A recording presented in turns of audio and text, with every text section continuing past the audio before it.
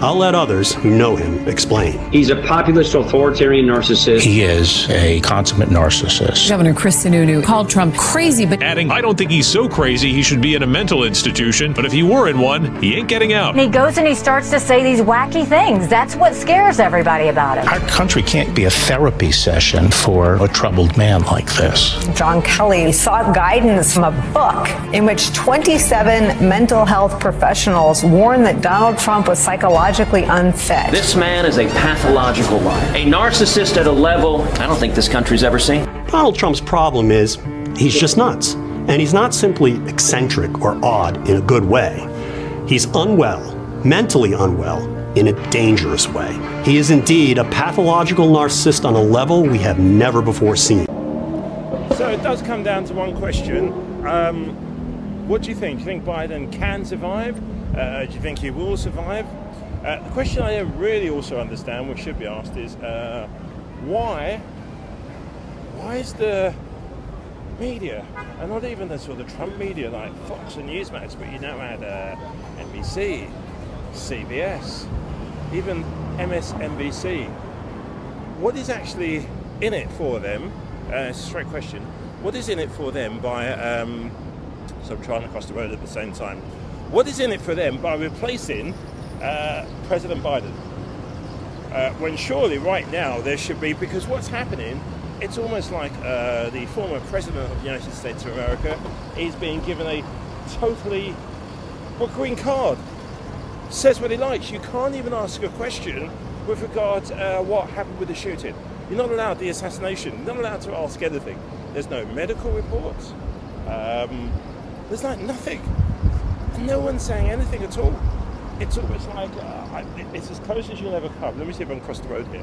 It's as close as you ever come to that fable, without crossing the road, the king in his new clothes. Because it's Trump, it's okay. Nobody is saying anything. And this crescendo, which is building towards President Biden, I think somewhere along the line it's affecting democracy, because there are a lot of people who did vote for Biden. Could be you. We all say he's kind of irrelevant. It's been totally pushed to one side at the moment, literally pushed to one side. I mean, no offence to the likes of Joe Scarborough, Rachel Maddow, the Conservative News Network, Jake Tapper and all like that. Why do they get to have a big say in what's going on ahead of you? Okay? Why are they almost determining what happens on November the 5th, with election day? It's crazy. This three-part drama, it seems that Democrats keep moving to different possible options if he does leave. I mean, I know during the second act, we'll call it the Clooney years, which was like 6 or 7 days ago, there was a suggestion, not only in that op-ed, but from other Democratic leaders, that they were going to have an open convention. This would make Kamala Harris stronger. If she ran against 3 or 4 other people, all the better. If she won, she would win with the wind at her back going into the fall. My reporting at least suggests that's changed dramatically over the past 24 to 48 hours. And they are coalescing more around Kamala Harris. But I'm curious, what is your reporting there, and what is your reporting on the general state of the Biden campaign? So just to start with that, Joe, I think what Ryan just said is the truest thing, which is that there really has been an attitude among everyone in the Democratic political class, elected strategists and donors, that they have kicked ideas around. The two obvious ways to think about this are the kind of a coronation or competition. And the coronation wouldn't be legal. It's not like Joe Biden can't just transfer those delegates over to Kamala Harris, but he could lay hands on her, and if the party wanted to circle around her, they could do that.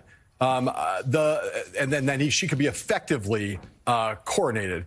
There's been another school of thought which has been, let's figure out some kind of competition, whether that's mini primaries or whether that's these town halls, and then have an open competition at the convention. And I think you're right there, as people confront the likelier reality now that Joe Biden will step aside, not 100% guaranteed, but the increasingly likely scenario, the riskiness of that everyone acknowledges that this is a wild thing to do, to take a sitting president, switch them out in the summer before a general election, that they have to kind of try to get a grip on the risk factor of who they're going to put at the top of the ticket. And whatever else you want to say about Vice President Harris, she's a known quantity. The rest of these governors out there, many of them incredibly attractive, compelling figures, they have not been vetted nationally. They have not run for president before. They are not known in the way that she is. And so there is a gathering feeling like that you're talking about, but it's still a large question mark, because what Ryan said, I think is right. Most people have been like, we don't need to engage this question of what comes next unless the guy in the big chair in the Oval Office decides he's going to step aside. The last thing I'll say is, you talked, Joe, earlier about how much news there was yesterday and how fast things seem to be moving. That was definitely true. But I will just say that yesterday this is not an accident or a chaotic day. It was a day in which a series of carefully orchestrated, sequenced things took place. I said a couple weeks ago on the show that there are only a handful of Democrats that Joe Biden might listen to on this topic. Nancy Pelosi, Chuck Schumer, Hakeem Jeffries, the Clintons, the Obamas, but only secondarily, that those key congressional leaders, and Jim Clyburn, that they were the only ones who Biden would take this argument seriously from. What we learned yesterday was that at the end of last week, Nancy Pelosi, Hakeem Jeffries, and Chuck Schumer all had similar conversations directly with Joe Biden, saying, you need to seriously consider stepping aside. The polling is so bad that it could doom Democrats in the House and Senate. And then nothing happened after that. We had the assassination attempt. This all went quiet. And it's not a coincidence that Adam Schiff, one of the closest allies of Nancy Pelosi, went public with his call on Biden to step aside. And then the sequence of leaks of the Jeffries leak, the Schumer leak, and then the Pelosi leak in the space of 12 hours. That is not an accident. That's not coincidence. That is former Speaker Pelosi and those other leaders sending a very public signal to Joe Biden that they are not going to keep their concerns quiet anymore. They are going to make them public. They made them public yesterday, and I think that the pressure publicly will ratchet up on Joe Biden over the coming days from those people if he does not decide to bow out. Yeah, as Bill Clinton once said, if you see a turtle sitting on a fence post, it didn't get there by accident. You didn't have one leak after another leak after another leak, and Adam Schiff all coming out the same day saying Joe Biden should get out of the race by accident. It was planned. I'm being totally serious. If you never left a comment before, comment now. How do you feel about all of this? How do you feel the fact that you may well be a lifelong President Biden supporter? You are looking forward to casting your vote for President Biden on November the 5th. But that's been taken away from you. You know, where people like Judge Jeanine Pirro, Hannity, are having kind of a bigger say in who you get to vote for, who the Democratic nomination is, than you. I mean, that is just, I don't think there is any scenario or situation like that before. Sorry, I'm sweating here. Because the heat, 1 second.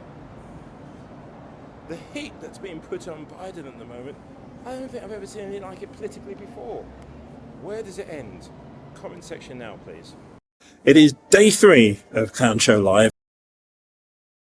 He will arrest the criminal illegal immigrants and put them behind bars. Or send them back.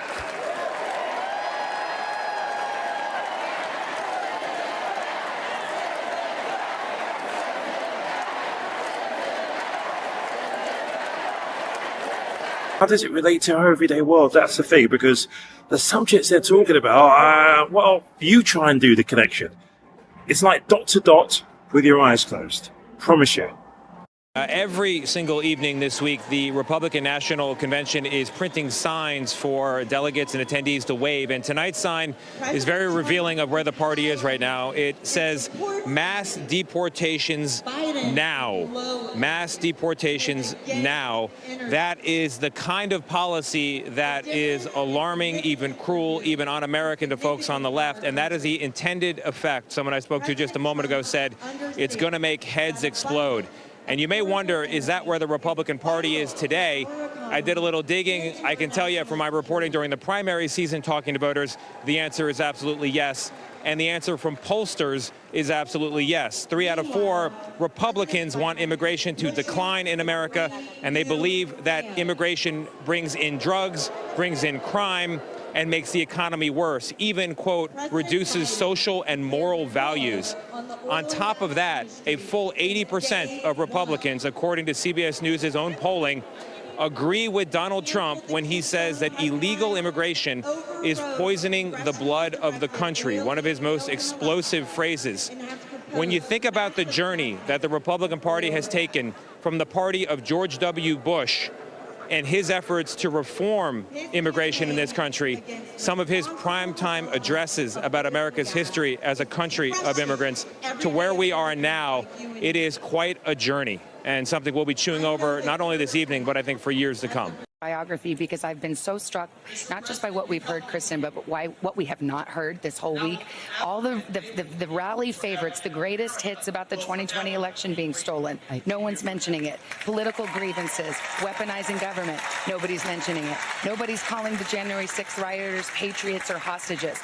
All of that seems to have been excised from what the Republican Party is trying to portray here on this stage. It is notable. It's very notable, and we are told that the Republican National Committee did urge some of these speakers to tone down their language in these speeches, and so clearly we're hearing a reflection of that in these speeches. It represents a shift. It represents, to some extent, what we heard from former President Trump after the assassination attempt against his life, which is that he ripped up his speech completely, that he has rewritten his speech. I interviewed Eric Trump today. He says his dad is finished with that rewrite.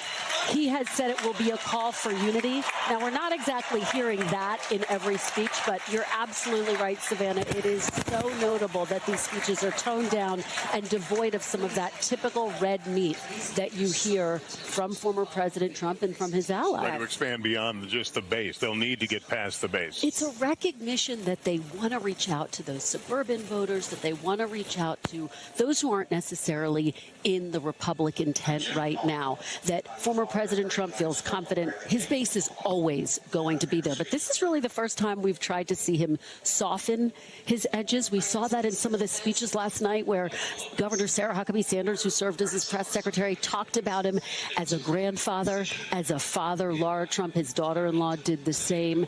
And it's a clear strategic move, not only to meet this moment and the mood of the country, this somber backdrop against which we all sit here, but again, to try to win over some additional voters.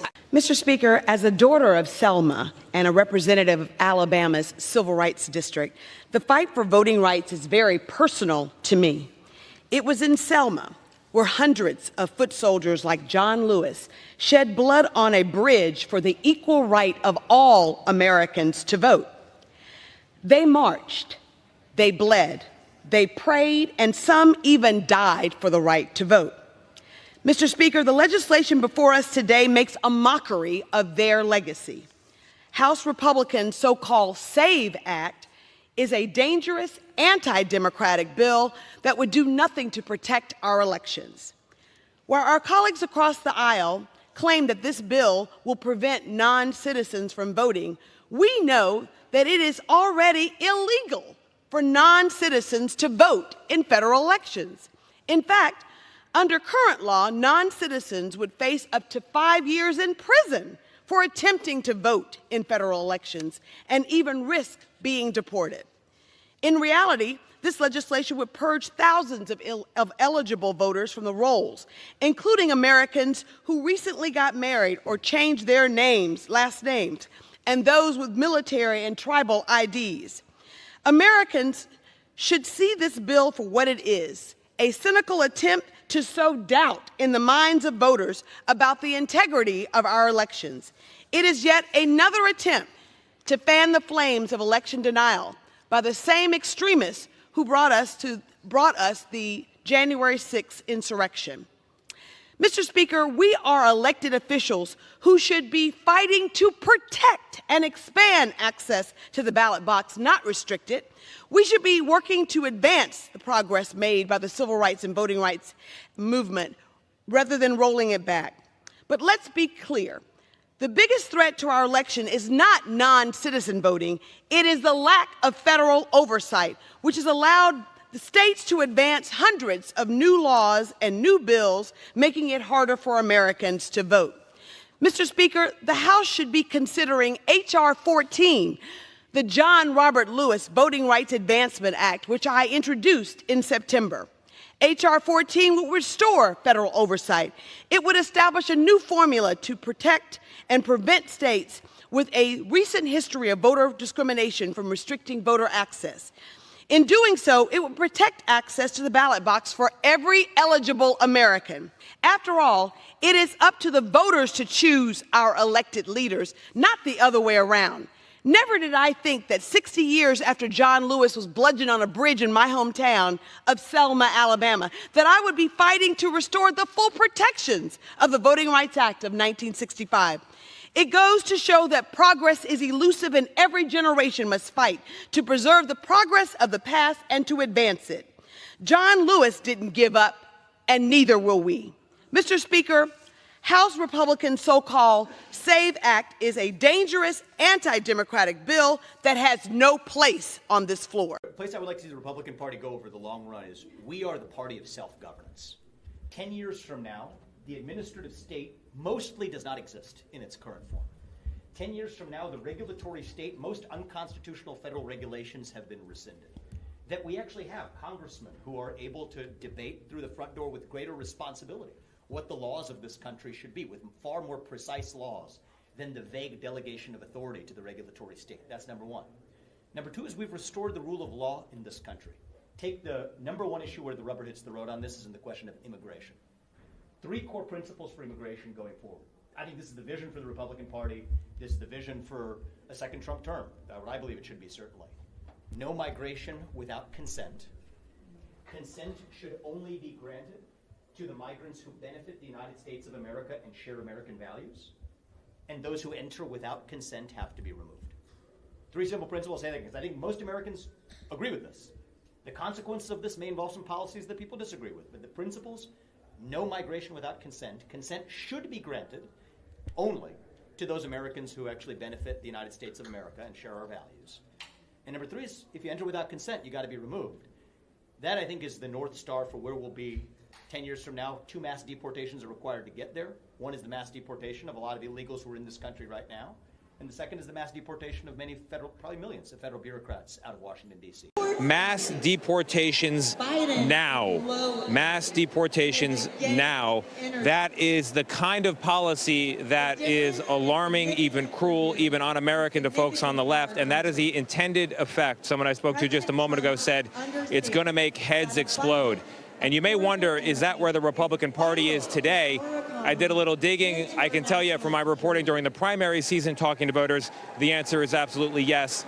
And the answer from pollsters is absolutely yes. 3 out of 4 Republicans want immigration to decline in America, and they believe that immigration brings in drugs, brings in crime, and makes the economy worse, even, quote, reduces social and moral values. On top of that, a full 80% of Republicans, according to CBS News' own polling, agree with Donald Trump when he says that illegal immigration is poisoning the blood of the country, one of his most explosive phrases. When you think about the journey that the Republican Party has taken from the party of George W. Bush and his efforts to reform immigration in this country, some of his primetime addresses about America's history as a country of immigrants, to where we are now, it is quite a journey.